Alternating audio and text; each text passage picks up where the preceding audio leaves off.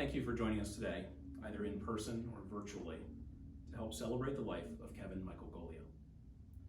For those of you who have not had an opportunity to meet yet, my name is Brian Canuel, and I've had the pleasure of calling Kevin my dearest friend for the past decade. I'm honored to be here today to share in his remembrance.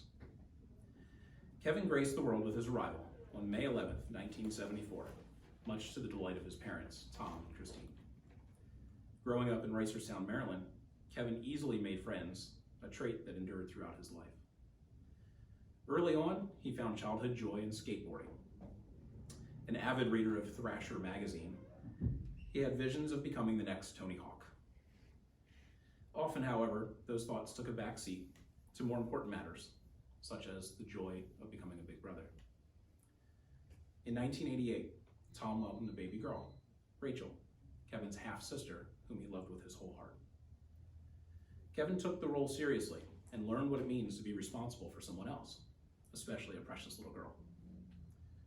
Those lessons carried with him while he attended Loyola Blakefield High School in Towson, Maryland, where he graduated in 1992.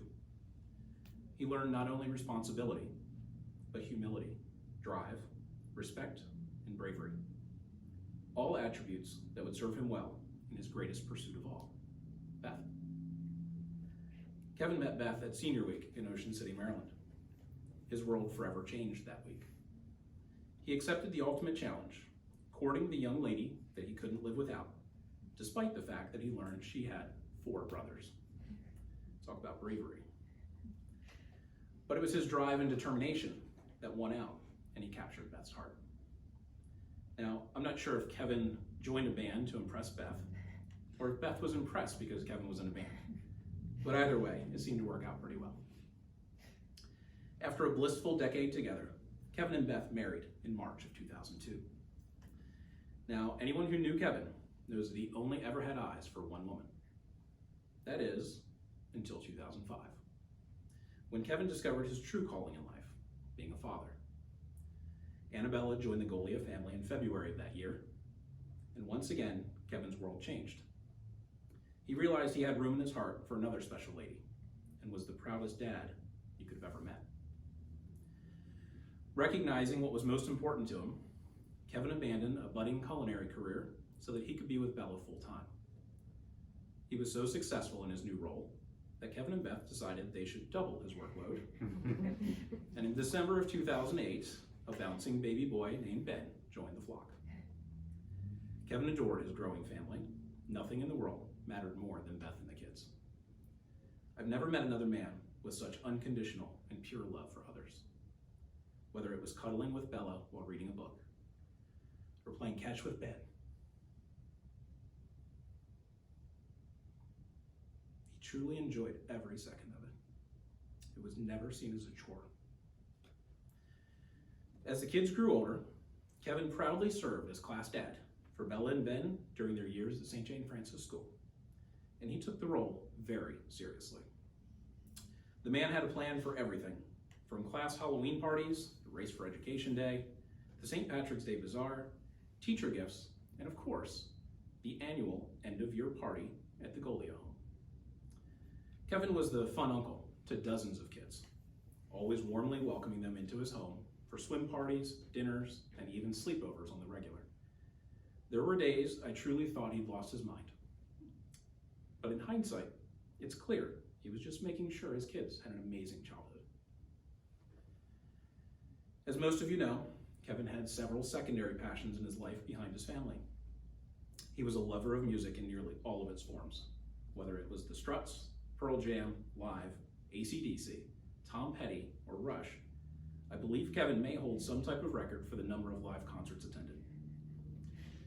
The list is seemingly endless, and just when you think you've counted them all, you realize he saw Pearl Jam well over a dozen times. Kevin always had music playing. Whether working around the house, cutting the grass, or hosting friends, it was an ever-present part of his life. They say music soothes the soul, and Kevin was a firm believer in this philosophy, even discovering the calming island sounds of Kenny Chesney over the past few years. Who'd have thought our long-haired rocker would enjoy listening to a country artist? But no matter the mood, Kevin was always quick with a playlist or a poignant verse. One of his other great passions was food, not necessarily eating it, but preparing it for others to enjoy. Not only was he amazingly talented in the kitchen, he truly enjoyed making other people happy with his creations. Whether it was something seemingly simple like his famous burgers, or something French that I could never pronounce, he prepared food with love in his heart and joy in his eyes. His meat sweats parties with the guys were borderline legendary, and those on the outside were regularly jealous of the painstakingly prepared smoked meats that often necessitated a post-dinner nap. But pleasing the crowds with culinary delights made Kevin feel good, and he always prepared a thoughtful menu for each Ravens home game tailgate, where you'd constantly find him planted behind the grill, serving up some delicious treats. Speaking of the Ravens, no discussion of Kevin's life would be complete without reminiscing on his love of sports. There was no off-season for Kevin, as soccer turned to football, turned to hockey, turned to baseball, and just do it all over again. As a born and bred Baltimore boy, he grew up loving his Orioles. Through the good times and bad, Kevin would proudly sport an O's cap or jersey, while quietly grousing about it being another rebuilding year.